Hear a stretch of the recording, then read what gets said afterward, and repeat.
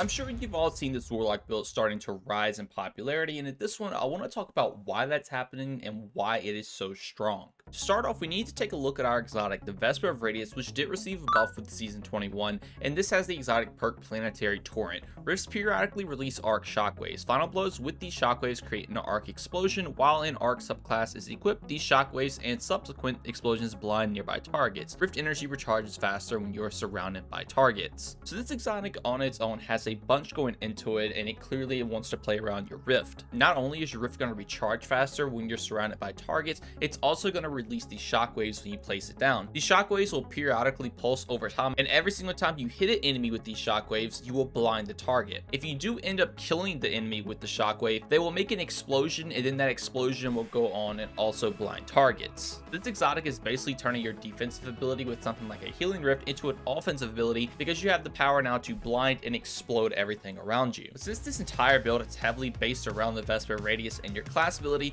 we're obviously going to be playing into that a lot, and the main aspect we need to be running is Arc Soul. So cast your rift to create an Arc Soul that fires at targets in front of you. Allies can pass through your rift to get an Arc Soul. Your rift recharges faster when allies are near. While Amplify, your Arc Souls are supercharged and gain increased fire rate. So the cool part about pairing Arc Soul and Vesper Radius together is that when you're surrounded by teammates now, you also will get increased class ability cooldown. That will stack on top of the Vesper Radius cooldown, where if you're surrounded by enemies, you get the increased cooldown rate, and you can get your rift back extremely fast. On top of that, this also adds another offensive capability to your rift, where you will receive an Arc Soul every time you place one down, on top of the shockwaves being able to damage enemies. This Arc Soul can also be picked up by your teammates if they run through your rift, and when you're amplified, you're going to have that increased fire rate. Arc Soul has been changed a lot, and it does a ton of damage now in the current state of the game, and especially if you have all three of your teammates using them, you can absolutely shred through enemies on GM level content. So for some other ways we're going to increase our rift's effectiveness is the fact that we're going to be running Spark of Focus. So after sprinting for a short time, your class ability regeneration is increased. This is going to be a very aggressive build. What you want to do is run in, cast your rift to blind everything around you, grant yourself an Arc Soul,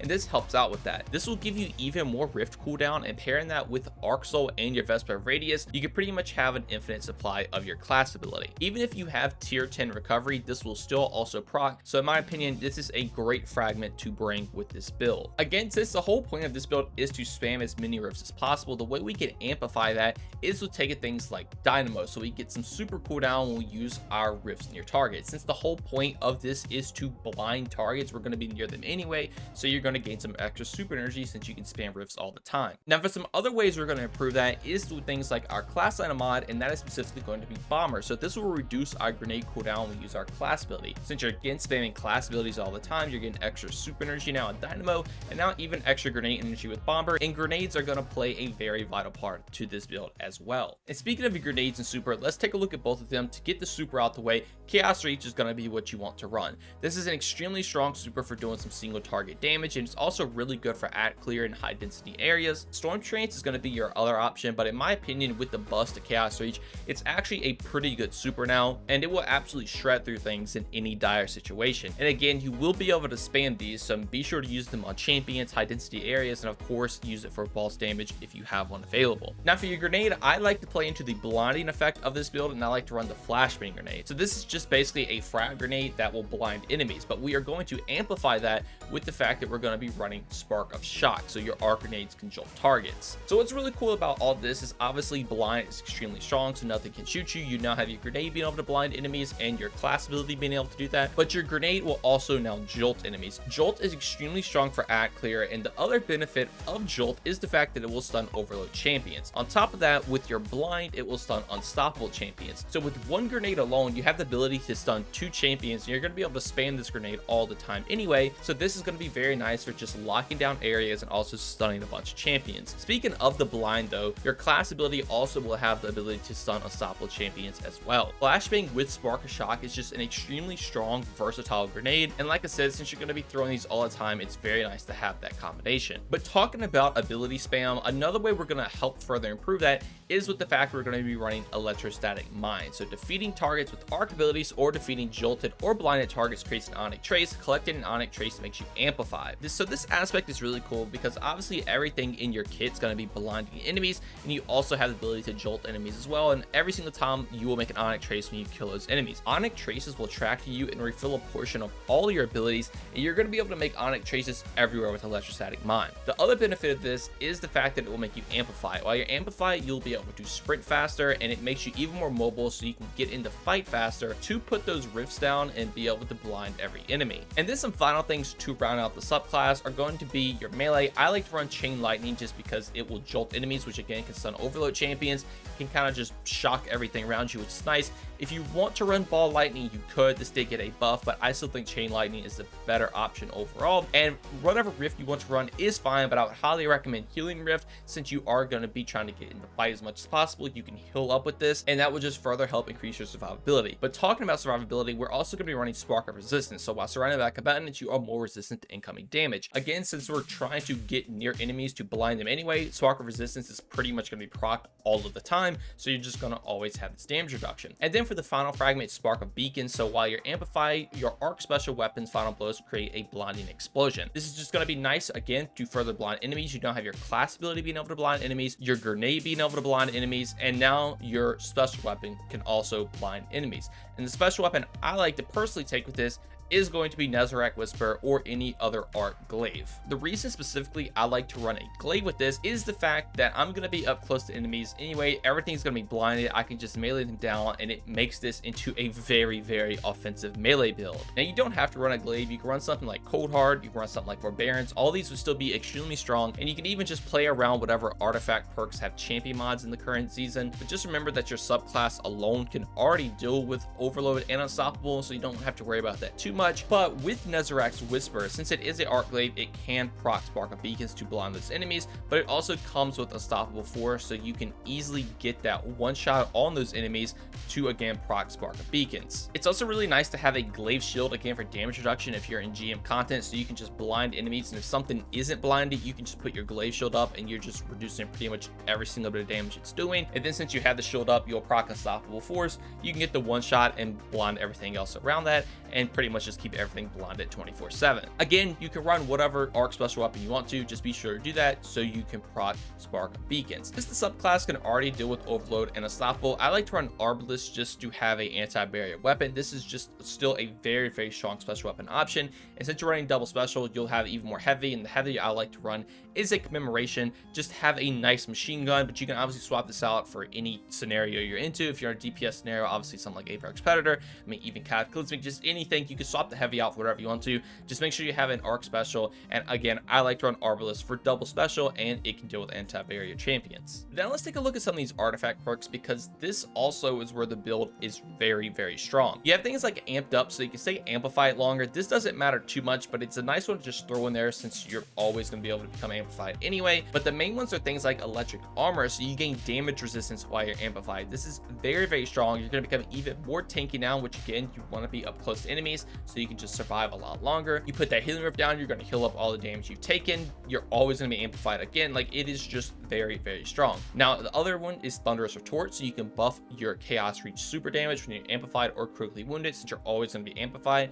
you can just always buff this super damage, which is very, very nice. You also have things like Lightning Strike Spice. When you throw a grenade, you get increased grenade cooldown rate. This will further increase the more arc kills you get. You can keep the duration up, so you pretty much can always spam your flashbang grenades all the time with things like Bomber and the Onyx Traces you're receiving. And then also Shock and Awe, so every time you get an arc final blow while you're amplified, you will make this lightning strike come down. It doesn't do too much damage, but the main thing is that it jolts targets. So now whenever your arc soul gets a kill or even your rift, you will be able to make these lightning strikes that will jolt everything, which makes it extremely strong for ad clear, and it can also deal with those overload champions. And then for stat distribution, the main thing you want to focus on is resilience, and then go for recovery and then discipline. Resilience is going to give you that damage reduction, recovery will give you that class ability cooldown rate, and then discipline will give you that grenade cooldown rate, so again, you can spam those flashbang grenades. But now let's take a further in-depth look at all of our other armor mods, and if you all like to see an infographic of this, be sure to head over to Mobalytics. I will link everything down below, and you can check it out over there while I go over it in the video. But starting off with our helmet, we've already went over Dynamo, but the other mod I like to run is Ashes to Assets. Since we can spam our grenade a lot, this just means we'll get some bonus super energy on grenade kills. Between Ashes to Assets and Dynamo,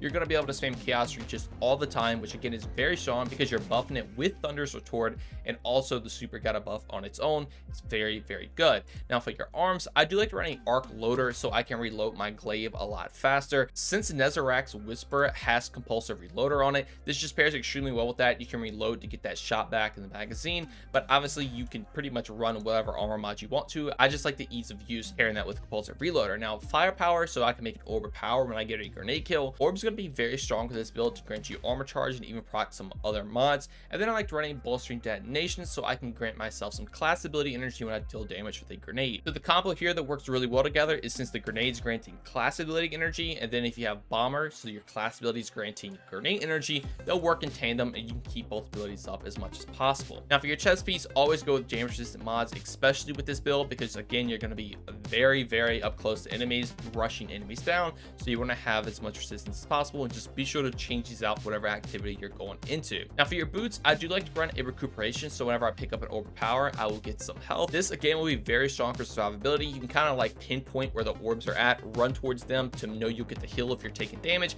then pop a rift down and blind everything around it, which is nice. Innervation, so whenever I pick up those orbs up, I will get some more grenade energy, which is also extremely nice. The reason I do not opt in to take an insulation is because you already have enough class ability energy coming from everything else anyway, so just further increasing that grenade uptime is nice. But I do also have an absolution, so I can reduce the cooldown of all my abilities, so this will further increase the class ability a little bit. But the main reason I'm using this is so it will stack on top of innervation. I will get as much grenade cooldown as possible when I pick these orbs up. And then finally for my class item, unfortunately right now in the game, utility kickstart is currently unavailable, so all the gameplay you've seen is without this mod. This mod is extremely powerful, this build, because whenever you use your class ability, it will just grant you some class ability energy back, and this is based on your armor charge. So the more armor charge you have, the more orbs you pick up. This just means you will get even more energy back, so this is extremely strong to have for this build, so you can spam those rifts even more. If you don't want to take this and you think you already have enough, the other thing you could often take in is Reapers, so whenever you cast your rift, you will make an orb of power that is very, very strong as well. If you do have enough energy, I would highly recommend taking a Reaper alongside utility kickstart, but if you don't, take stuff like powerful attraction is also nice, so every time you put your class ability down,